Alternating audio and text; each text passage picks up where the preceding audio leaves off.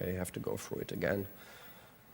Okay, DTV trans, start the server, work, please, maybe. Yeah, now it's uploading Katakis, okay. Then it searches for a free block in the flash and adds it to it.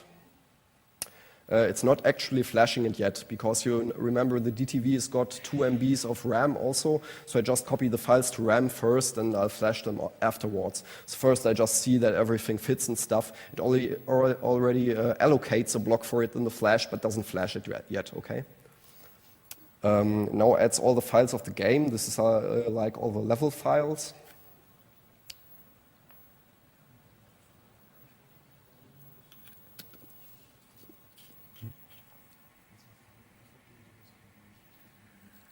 It's okay. Okay, that's it. Now I press escape here, go to Flash, and tell it to write it. Now it's actually writing to the Flash.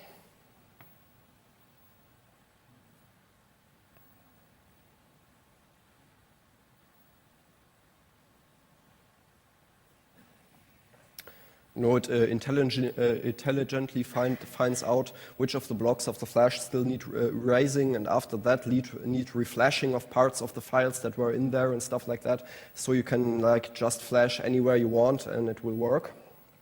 Okay, that's it. It rescans the directory, and now we've got Katakis in it. I forgot to use the feature to patch the DTV menu. Okay, he already added an entry for me up here. This is the files that are in this game menu. But I still have to compile the menu, okay. Go to the flash menu and reflash it again, because now it adds for me, it's shown in red, I'll show you here. It adds a new DTV menu. It deletes the old one and writes a new one. This one's the patched one, but I still have to tell it, hey, write this to flash, please. So I'll go through that procedure again, but it won't take this long this time. Okay, that's it. I can also reset now. It was already rescanning. Okay, so now start it up. And here we got Katakis.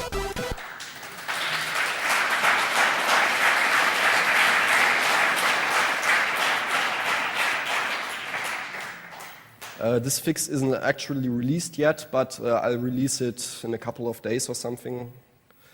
Okay, so here we are.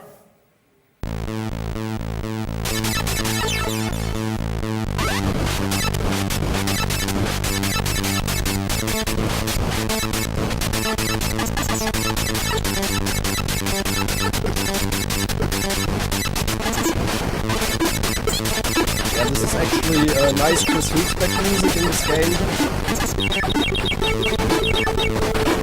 Yeah, well, okay.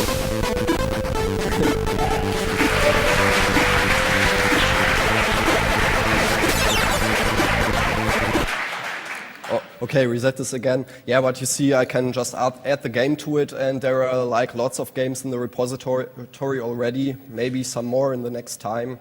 We'll find out. Still, people are fixing games. Okay, I'll return to the slides for a moment. Let me see what I've still got. Don't remember really how much I've got still.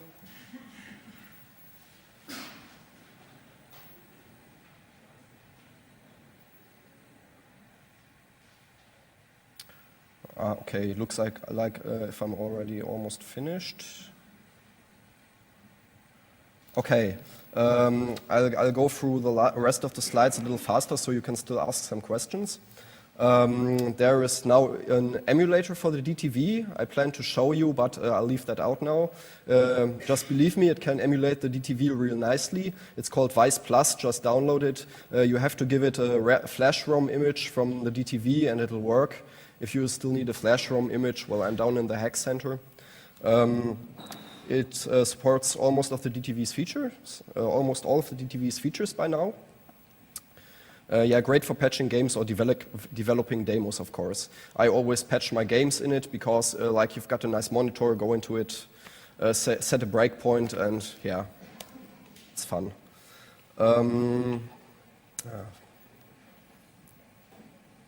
Wait a moment. I'll just this one here. close OpenOffice. I'll just restart the OpenOffice presentation because I think then this delay between the slides will go away.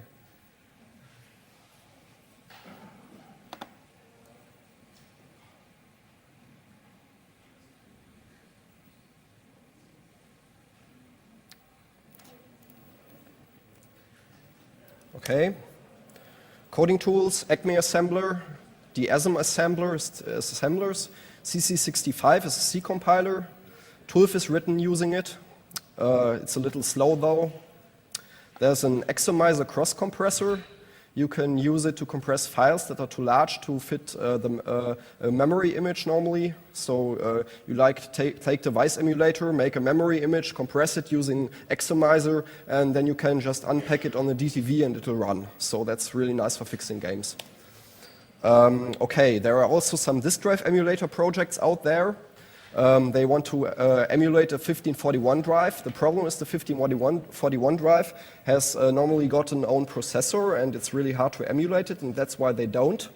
They just emulate the protocol. So floppy speeders won't work. Most games use speeders, so most games won't work without a patch.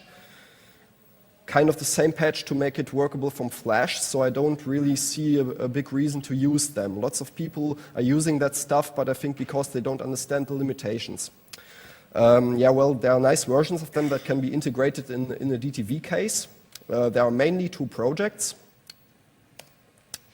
These two. On the right-hand side, this is the MMC2E IEC. It uses an Atmel microcontroller. Here comes the SD card. This is the IEC bus. This is the 1541 free. It uses a PIC microcontroller.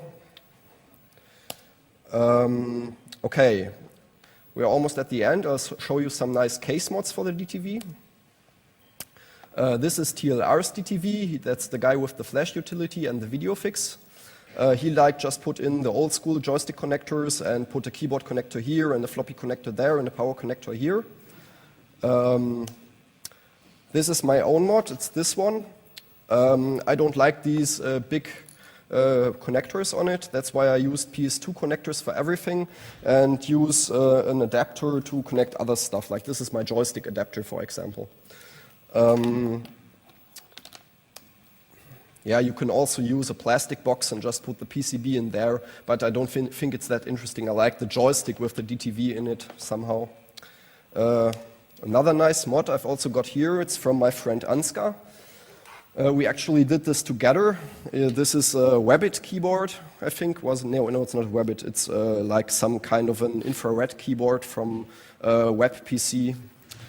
We had to build with a microcontroller the PS2 to the Matrix keyboard to PS2 converter to connect it to the DTV.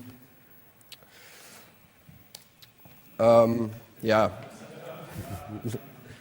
This is the nicest mod I found. It actually doesn't use the C64 DTV, it uses the Hummer DTV, but it uses the same chip, so it's actually also a DTV mod, I think.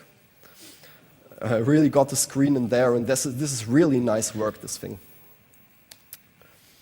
Okay, I want one, where can I buy it? Weltbild, go there and buy one, only $14.99 and they're PAL, as far as I heard. So you want them. Conrad Electronic also still has them, $22.95 the last time I checked.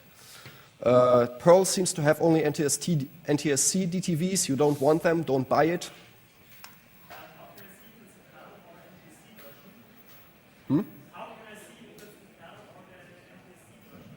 Yeah, sometimes it's hard to tell. The question was, how can I tell which version it is? Sometimes it's hard to tell. Just better ask someone who bought one there, because there are online communities, so you can find out if it's this or that one. Because sometimes they've got the wrong picture in the on the website. You know, it's like this, when you look at this casing, it's the PAL unit. The NTSC unit has got something like a pyramid or something. Okay, some links. That's really only if you download the slides. Okay, that's the end of the presentation.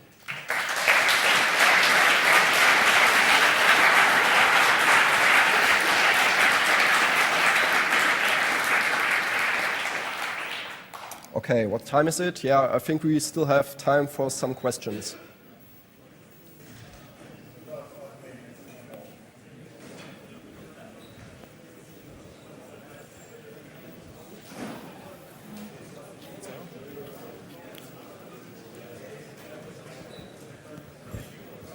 Test. Hello.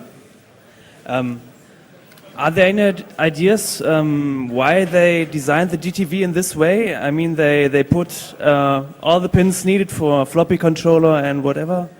It's like go and hack it. Yeah, right. As I already told you, the designers of the unit are really cool people, and they wanted to make it hackable. It is, they did it on purpose. So further questions? What is involved in making ordinary C64 games work from the flash embedded in it? What do you need to do? Do you change memory addresses only, or is it more... Sorry, I didn't quite make that out. How do you patch the games to work from the flash? Do you just change the memory addresses, or is there more work involved? Okay, to patch the games to load from flash, you have to patch the disk drive number from number 8 to number 1, and that'll do it the trick mostly. The problem is you've only got load file from disk to memory. You haven't got load byte from disk. Many games use load byte from disk. That won't work. And another thing is many games use floppy speeders, so you better first search a version of the game that uses a kernel loader and patch it to use drive 1 instead of drive 8, and then it'll just work out. Or maybe you'll patch it to use the address that was used before to load the file. I think it was $BA in the 0 page, but I'm not sure if it really was that address, but it's somewhere in the 0 page, the last drive number that was used. Further questions? Well, if that's not the case, let's thank the speaker again and...